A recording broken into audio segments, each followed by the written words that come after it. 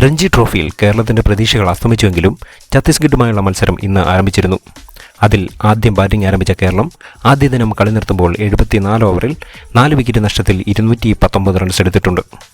സഞ്ജു സാംസന്റെ ക്യാപ്റ്റൻസിയിലാണ് ഇന്ന് team ഇറങ്ങിയിരിക്കുന്നത്. രോഹനും Jhalak സക്സേനയും 0-ന് പുറത്തായപ്പോൾ Keralam batting തകർച്ചയിലേക്ക് പോകുവാണോ എന്ന് തോന്നിപ്പിച്ചിരുന്നു. എന്നാൽ പിന്നീട് രോഹൻ പ്രേമും സച്ചിൻ ബേബിയും 135 റൺസ് കൂട്ടുകെട്ട് പടുത്തുയർത്തി മുന്നേറി. 52-ാം ഓവറിൽ 54 റൺസ് നേടിയ രോഹൻ പുറത്തായപ്പോൾ ടീം സ്കോർ 139-3. പിന്നീടെത്തിയ സഞ്ജുവും സച്ചിനും ചേർന്ന് മികച്ച കൂട്ടുകെട്ടുണ്ടാക്കാൻ ശ്രമിക്കുന്നതിൻ്റെ ഇടയിൽ സച്ചിൻ പുറത്തായി, അതും സെഞ്ചുറിക്ക് 9 റൺസ് അകലെ. 187-4 എന്ന നിലയിൽ നിന്നും സഞ്ജുവും വിഷ്ണുവും ബാറ്റിംഗ് തുടർന്നു. 80 സ്ട്രൈക്ക് റേറ്റിൽ ബാറ്റിംഗ് തുടർന്ന സഞ്ജു 71 ബോളിൽ 57 റൺസ് നേടി ക്രീസിൽ തുടരുന്നുണ്ട്. രണ്ടാം ദിവസമായ നാളെ സഞ്ജുവിൻ്റെ ഒരു സെഞ്ചുറി പിറന്നാൽ കുറച്ചു നാളായി അദ്ദേഹത്തെ കുറ്റപ്പെടുത്തുന്നവർക്ക് ഒരു മറുപടിയാകും. ഫസ്റ്റ് ക്ലാസ് ക്രിക്കറ്റിൽ സഞ്ജുവിൻ്റെ പ്രകടനം അത്ര കണ്ട് മികച്ചതല്ല എന്നതാണ് അദ്ദേഹത്തിന് ഇന്ത്യയുടെ ടെസ്റ്റ് ടീമിൽ ഇടം ലഭിക്കാതെ പോകുന്നതിൻ്റെ പ്രധാന കാരണം.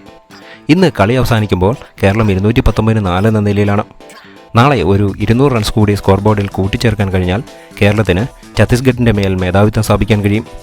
സഞ്ജുവിനൊപ്പം 10 റൺസ് നേടിയ വിഷ്ണു വിനോദാണ് ഇപ്പോൾ ക്രീസിൽ. ഇന്ത്യ-ഇംഗ്ലണ്ട് ടെസ്റ്റിൽ ജയ്സ്വാളിൻ്റെ ഡബിൾ സെഞ്ചുറിയും ഫസ്റ്റ് ക്ലാസ് ക്രിക്കറ്റിൽ സഞ്ജുവിൻ്റെ സെഞ്ചുറിയുമാവട്ടെ നാളത്തെ പ്രധാന ക്രിക്കറ്റ് വാർത്തകൾ.